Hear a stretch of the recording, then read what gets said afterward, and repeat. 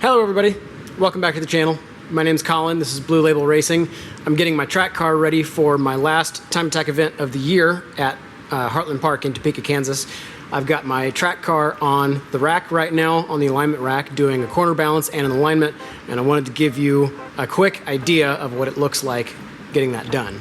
This setup might look a little funky to you. We don't have a traditional alignment rack. We have these pedestals that support the weight of the car. So instead of having a big ramp that you drive on and then lift the car up on top of, we have these smaller, slimmer stanchions that let me walk freely underneath this area. So I can roll my little rolly chair around, make adjustments under the car, and not have to worry about hitting my head on quite so many things.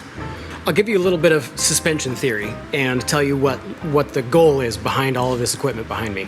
So, ideally, for a car to perform at its best and be its most predictable, you want the cross sections of the car, left front, right rear, and right front, left rear, to be holding the same amount of weight of the car. So, this is a front heavy car, front engine, front transmission, 60-70% of the weight is in the front.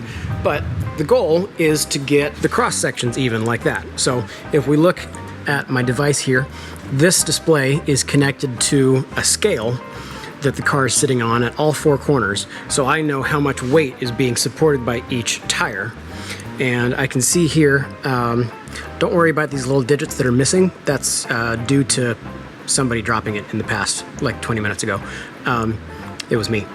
So I can see here that the front left is supporting 30.4% of the car's weight. Front right is supporting 30.7, and so on and so forth. So obviously this is a front heavy car. It's gonna have most of its weight up front and not as much weight back here. But the important part is that these two numbers and these two numbers add up to 50%. And you can see right now, what this is trying to show me down here is that the cross section front left to right rear is holding 49 I just saw it a minute ago, it was 49.6% of the car's weight. Ideally, you'd have that be 50-50. Now, 49.6 is really close, and I'm pretty happy with that. The other part of this is, if you know about alignments, each wheel and tire has two important attributes. The first being the pointing ahead angle of the tire, the toe angle, whether it's pointing out, pointing in at any given time, and the camber angle, which is its outward tilt at the bottom or inward tilt at the bottom. And all those characteristics make your car behave differently on track. So, for an example, you can see this front tire here has quite a lot of camber out at the bottom. The bottom of the tire is sticking out further than the top is. And I've also put a little bit of toe out.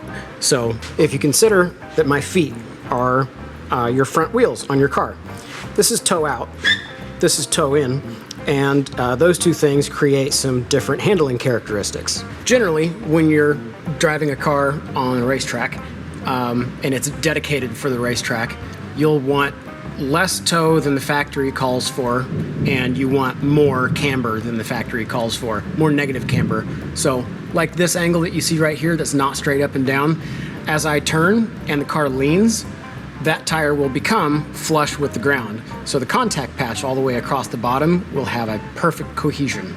And this sort of thing is kind of an all-day project, because as I watch these numbers and say it starts to go heavy on this diagonal, then I have to come to one of these wheels and decide if this one needs to go up or that one needs to come down, and that'll change those values in terms of the corner weight. But it will also change the alignment. So I have to figure what's going on here and what's going on here and kind of work back and forth and work my way until the car's perfect. There's another crucial component to this, which is that when I'm doing this corner balance and alignment, I'm not in the car, and I weigh something. So I have to put flywheels and a battery that equal my weight in the passenger seat to replicate me sitting there, which makes a big difference. And on the other side, you might find a little something right here behind the seat. That battery weighs about 35 or 40 pounds, and moving it from up high on the driver's front to down low on a middle passenger area moved the weight of the car around a little bit. Not a whole lot, but it's noticeable, and I actually had just about all the supplies already here for it, so it really didn't cost me any money, and I'm pretty happy with that. I've just addressed the rear of the car, so I've got a little bit of toe in at the back, and I've got about 2 degrees of negative camber in the rear. And next I'm gonna work on the front, where we can see I just maxed out my camber and caster plates, but cars are not necessarily symmetrical, perfectly symmetrical. Those values are really close, but I'm gonna get them closer. So what I'm gonna do is probably take camber out of one side and caster out of the other side and try to get them as close as possible to each other, just so that they match. If you have a car that you've put coilovers on and you've just kind of eyeballed the alignment and the ride height settings, getting a corner balance done with your alignment is really important. You can get it pretty close by eye, but the stiffer the springs you have, the more important it is, because that balance will get way off if you have something like, 15 or 20K springs. Imagine a wooden table that has legs that are a different length. It wobbles back and forth like that and it clunks.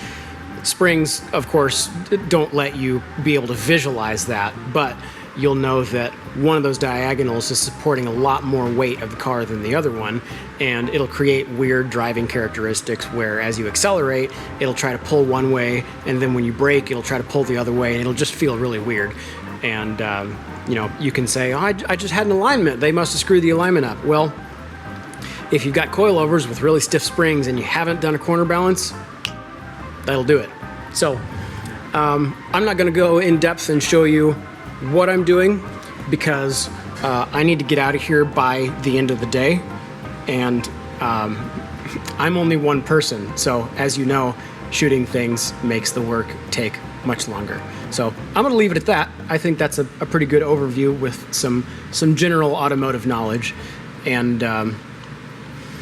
get ready for my race. I'll see you guys in the next one. Peace.